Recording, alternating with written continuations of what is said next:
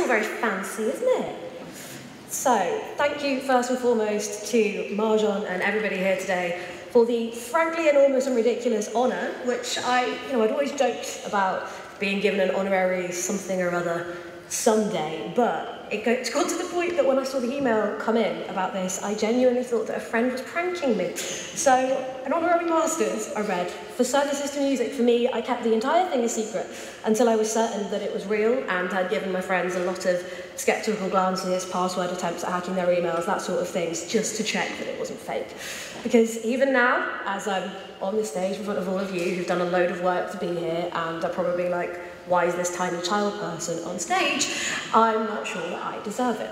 For a long time, I have been fairly crippled by something that I'm sure you're all very familiar with in some way or another, which is imposter syndrome. From the outside, I'm aware that I often seem fairly together. I'm bright, I'm chatty, I seem easy in social situations, but since the time that a waiter passed me the wine to taste in a restaurant and I didn't get what he was doing, so I just grabbed the bottle off him and he tried to grab it back and it was really awkward, to the other time that all of my friends at uni made up this strange backstory that I was actually from Guildford in Surrey and went to an all-girls boarding school instead of a mixed grammar school in Brixton. They just couldn't believe that I wasn't from Devon, apparently. That wasn't from Surrey, because I don't sound like a Wurzel, and I don't think many of us do. Forever before, I have talked to fill the silences because I assume people don't like me. And then when I think I've spoken too much, I generally go and hide in the bathroom, hyperventilate lightly, take a glass of wine, which has just been since I was 18, because my mum and dad are here. At uni, following a very stern talking to myself, I decided that given what I love to do, the sort of people that I want to be around and the sort of work that I want to do, writing and talking about what I love, which pretty much all of us like to do, right? I should be a music journalist, which I recognise now was very, very bold, particularly given my next move, which was to just cold email NME and be like, hey, give me a job. And they gave me work experience, which was amazing. They invited me back. I wrote some freelance pieces, but then, because I was in London, as got mentioned, I got priced out. So I moved back to Devon, headed home, and I panicked. I really, really panicked. Didn't know what to do. In Plymouth, thinking, there is nothing for my skill set down here. So I took a part-time job as a librarian at Devonport High School for Girls. Hands up, anyone who went there? Devonport High School for Girls? Oh, we've got a tentative. I thought I recognised you. So, instead of telling people there to be enthused about culture, I had to ask them to stop talking, which I may well have done to the fine lady sitting at the front. I had to wear fancy clothes, just about as much as the gown right now. Given that I'm far more comfortable in the platform boots I saw one of the graduands rocking, it wasn't exactly for me. So it was at that point that my then boyfriend's band had a session for a thing called BBC Introducing, which, given that I've worked there for 6 years now, I'm very embarrassed to say that I had never heard of. He suggested that as I was struggling to find work in music journalism other than my blog, because it was a different time, I should get in touch with the presenter and see if they needed any help with socials and stuff. So I did. I sold myself. I took my pieces, was enthusiastic and learned absolutely everything that I could. I worked my tush off, let's put it that way to be pleasant, worked my way up the ladder, took over from him presenting when he moved to Radio 2, and years later I still haven't left. Throughout all this time though, through years of curating playlists, through choosing the work that I have the privilege and the pride and the pleasure to showcase week in and week out, even more than thinking people don't like me, which happens quite a lot. There's one particular listener who really loves to text in every time I'm on to tell me that my voice is grating. Now, I'm aware I'm quite nasal today, I do have a cold, but I'm just like, change the dial, there's other stations. So I have constantly been plagued by the idea that I just don't know enough all the time. That's why I've written out this whole speech instead of ad-libbing. The idea, I think, is quite prevalent as well, because I'm a woman. When I took over the show, an awful lot of people texted to make various aspersions against my character and how I might have got the job, all of which I can confirm on this stage, not true, I just worked really hard. There's an old adage which you might have heard, that those who know a lot are the ones who know that they know the least. Now, I'd like to think that this was the case, but really, it's just the latter part. When it comes to music especially, I know that I just don't know much, and I'm aware that I'm being given an honorary master's in music, so it's a bold statement. I'm a book nerd. I studied English literature. If you ask me for my thoughts on Austen, Atkinson, any author, really, I'll have something to say. Music too, don't get me wrong, I have more than enough opinions, but I did an English degree. I didn't do a music one.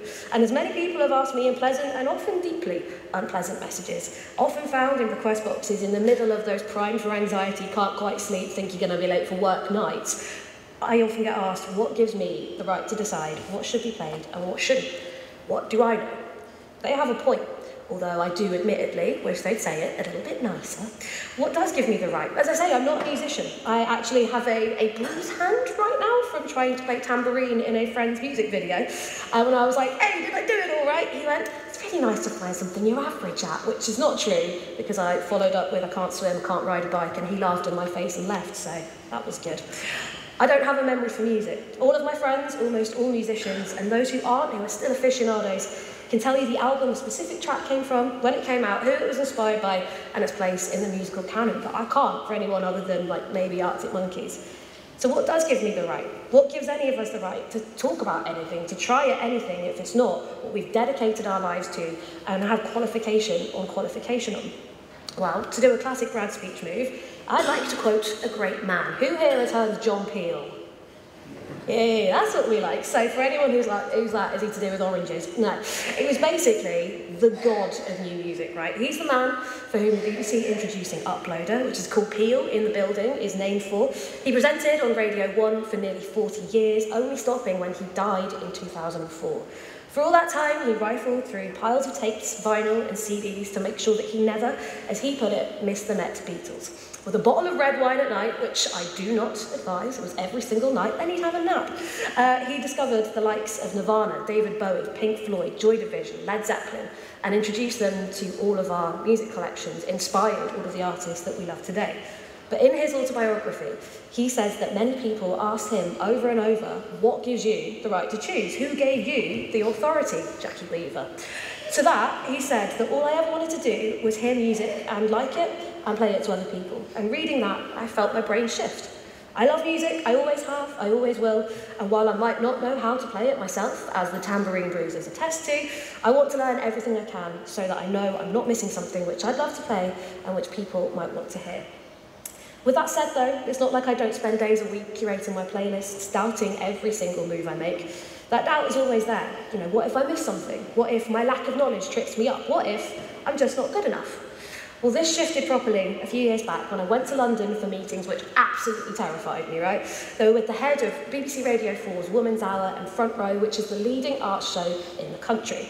At the time, I was maybe 24. I'd been working first as a volunteer, then a team assistant, and now as a box fresh presenter, standing in front of an editor, basically asking her to love them.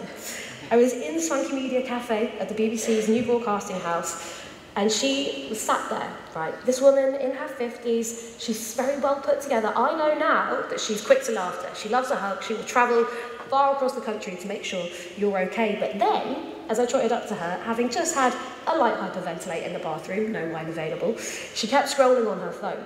Without even looking up, she halted me and just went, ah, blah, blah. I was like, okay. She said, before you sit down, is there anything I should know?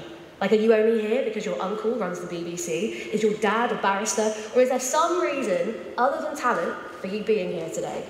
Which I wasn't expecting. It was like all of the horrible texts come to life. It didn't feel good.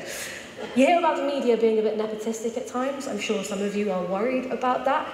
You don't often expect to get called out on it in the belly of the beast. Now, I felt nervous saying that now because it was terrifying. But then I felt my face flush red with quick rage, and I just went, no. I have worked my way up from being a volunteer. I got through that already having done the work to put me in that position. I did a degree. I have worked as hard as I could. And then she went, well, you got put into the family university then. I was like, no, again, actually, I was getting really sassed by this point.